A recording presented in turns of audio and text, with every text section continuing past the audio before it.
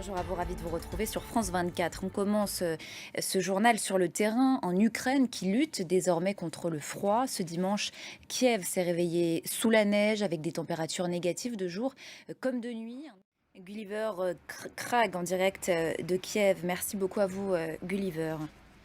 La guerre en Ukraine et l'isolement de la Russie qui pousse Washington à desserrer son étau autour du pétrole vénézuélien. Les États-Unis ont décidé d'alléger leur embargo pétrolier envers Caracas, et ce après la signature d'un accord entre le président Nicolas Maduro et l'opposition.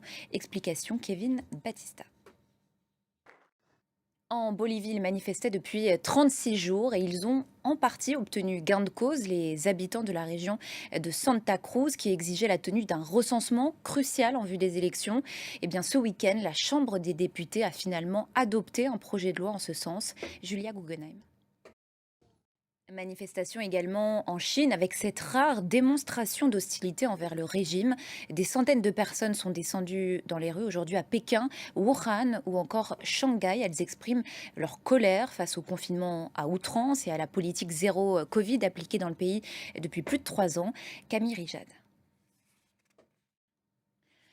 Comment donc expliquer l'inflexibilité du régime chinois face au Covid? Élément de réponse avec Lou Kissiela, notre correspondante sur place.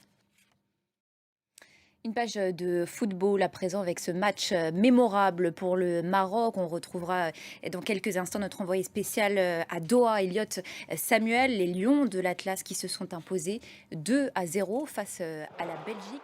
Du football, toujours avec le Costa Rica qui se relance 4 jours après sa défaite humiliante face à l'Espagne.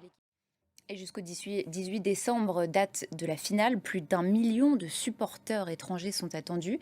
Ils sont presque autant à vivre dans le pays à l'année. Le Qatar compte 2 millions de travailleurs expatriés. Ils représentent presque 90% de la population totale, majoritaire donc, et pourtant, ils n'ont pas accès au match. Natacha Milray.